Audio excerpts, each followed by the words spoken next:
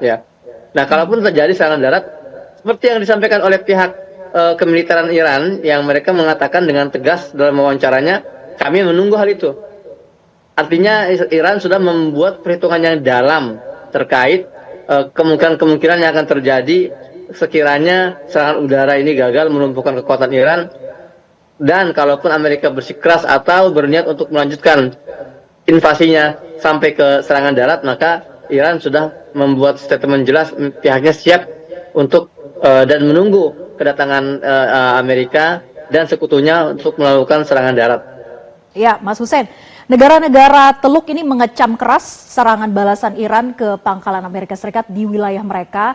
Tapi mengapa negara-negara Teluk ini tidak melakukan serangan balasan ke Iran? Artinya secara terbuka mendukung langkah militer Amerika Serikat, ataukah justru memilih untuk bersikap hati-hati saja untuk menghindari konflik langsung dengan Iran?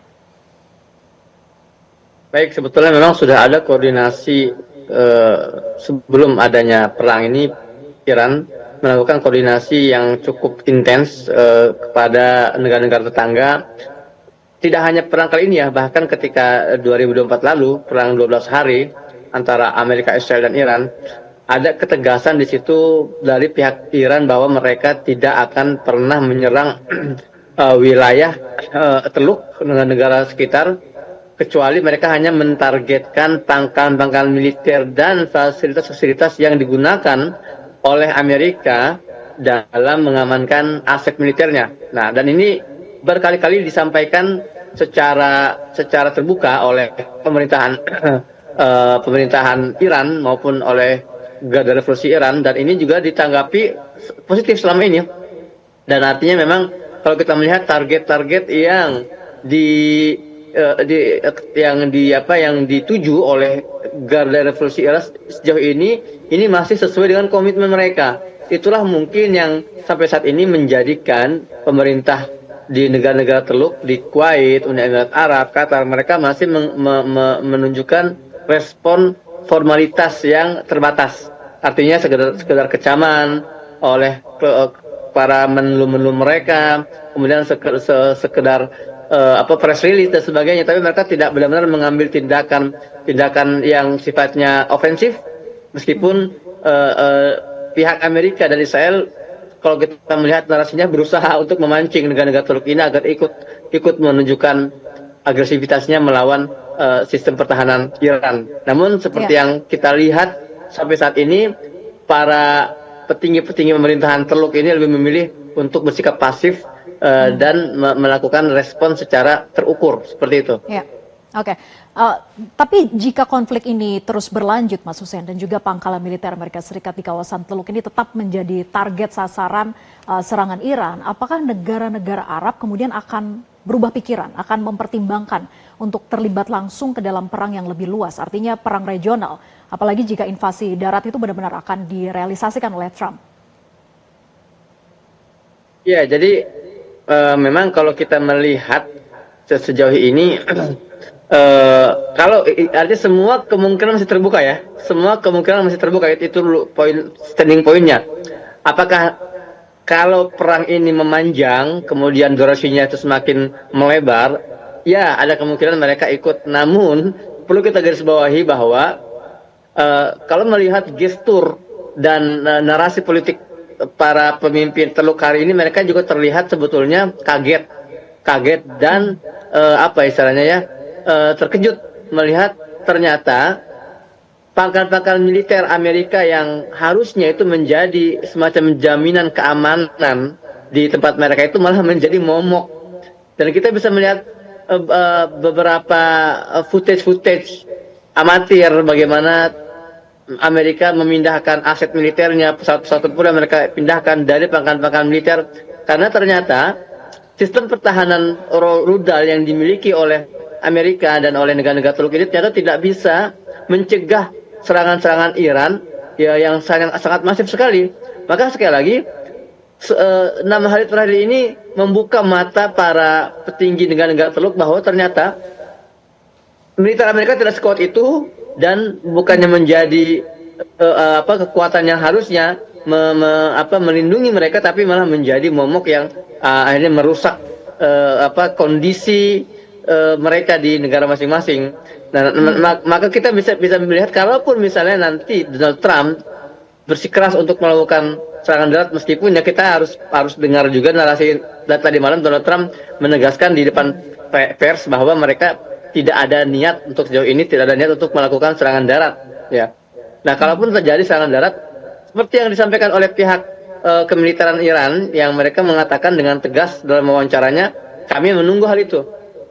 Artinya Iran sudah membuat perhitungan yang dalam terkait kemungkinan-kemungkinan yang akan terjadi sekiranya serangan udara ini gagal melumpuhkan kekuatan Iran, dan kalaupun Amerika bersikeras atau berniat untuk melanjutkan invasinya sampai ke serangan darat, maka Iran sudah membuat statement jelas pihaknya siap untuk dan menunggu kedatangan Amerika dan sekutunya untuk melakukan serangan darat. Tapi apakah negara-negara Arab ini sebenarnya memiliki ruang diplomasi gitu untuk menjadi penengah konflik Iran dengan Amerika Serikat dan Israel, atau justru posisi mereka saat ini membuat semakin terpolarisasi karena negara Arab sudah menjadi sekutu Amerika Serikat? Iya, ini menarik sekali sebetulnya. Selama ini kan yang menjadi mediator kalau konflik seperti ini biasanya Amerika. Terakhir itu misalnya ketika perang 12 hari antara Israel yang didukung Amerika melawan Iran, saat itu kan akhirnya Amerika turun menjadi mediator. Nah, apakah perang kali ini yang melibatkan langsung Amerika sebagai aktornya, lalu Iran juga sebagai aktornya, apakah mungkin negara-negara Teluk ini bisa menjadi mediator? Ya, sekali lagi kemungkinan masih terbuka.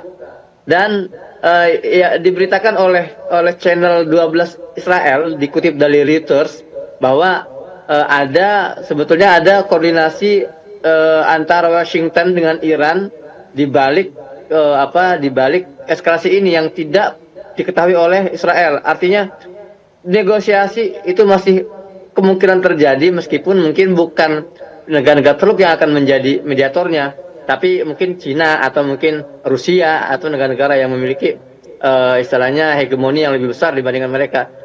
Meski demikian juga Al Jazeera melaporkan adanya juga komunikasi antara negara-negara Teluk untuk mulai berkoalisi menghentikan atau menarik investasinya dari Amerika sebagai bentuk tekanan juga, sebagai bentuk tekanan agar Amerika ini mau menyelesaikan konflik ini lebih cepat ya, dan tidak menggunakan kekuatan militer lebih lanjut karena melihat kerusakan yang terjadi. Artinya apa? Artinya ada upaya-upaya yang dilakukan oleh negara-negara Teluk sejauh ini untuk memediasi tidak secara langsung, tapi dengan menggunakan pendekatan tadi ekonomi dan pendekatan investasi dari Amerika dan beberapa negara-negara Eropa. Sekali lagi kita melihat memang perang ini terlalu panjang, sejauh ini sudah 6 hari, dan itu tidak terbiasa. Para pemerintah Teluk itu tidak terbiasa hidup dalam kondisi seperti ini, jadi mereka berusaha agar konflik ini bisa segera selesai, berapapun harganya. Ya, dilematis sekali, terlebih lagi Amerika Serikat, Trump mengatakan ingin perang ini panjang begitu, 4-5 minggu bahkan bisa lebih. Gimana itu Mas Hussein? Iya, ya memang kalau kita mengambil kata-kata Trump, kita tahulah Trump ini tampaknya punya masalah psikologi ya, dimana banyak sekali statementnya dia itu yang berkontradiktif dengan realita. Ya, contoh misalnya ketika 3 hari lalu dia mengatakan ada dari pihak pejabat Iran yang berusaha mendekatinya dan membuka negosiasi, namun kita menolak. Ternyata hal itu dikonfirmasi oleh pihak Iran dengan informasi yang kontradiktif. Pihak Iran mengatakan kami tidak pernah membuka ruang dialog dan kami tidak punya rencana untuk berdialog dengan Amerika. Untuk apa kami berdialog? Itu kata bagian pertahanan Iran.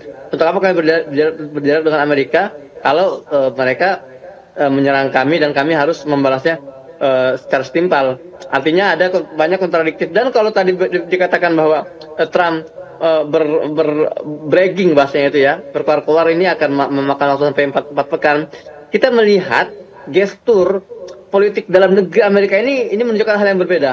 Kita melihat adanya demonstrasi besar-besaran hari ini yang menuntut agar Trump ini segera menghentikan atau menarik pasukannya dari Iran, karena kerusakan yang diakibatkan oleh Donald Trump ini benar-benar masif. Saya mendapat informasi hari ini misalnya satu hari pengeluaran Amerika dalam serangan Iran dalam hari terakhir ini, satu hari itu dia menghabiskan 1 miliar USD per hari. Belum juga apa istilahnya untuk akomodasi kapal-kapal induknya, kemudian kerusakan-kerusakan yang harus diganti. Ini 1 miliar itu baru bicara pengeluaran ya, pengeluaran artinya roket-roket, kemudian bahan bakar yang digunakan. Nah, itu benar-benar menguras. Bahkan Pentagon pun kemarin sudah meminta tambahan kucuran dana sekitar 50 miliar US dollar lagi untuk menutup kekurangan itu. Artinya apa? Amerika sedang terluka parah dan ini berbalik ya, beda sekali dengan ambisi Donald Trump yang mengatakan akan terus melanjutkan perang ini minimal 4 pekan. Maka saya rasa itu akan terjadi. Baik, terima kasih Mas Hussein atas analisa Anda dan selamat malam. Jelajahi cara baru mendapatkan informasi. Download Metro TV Extend sekarang.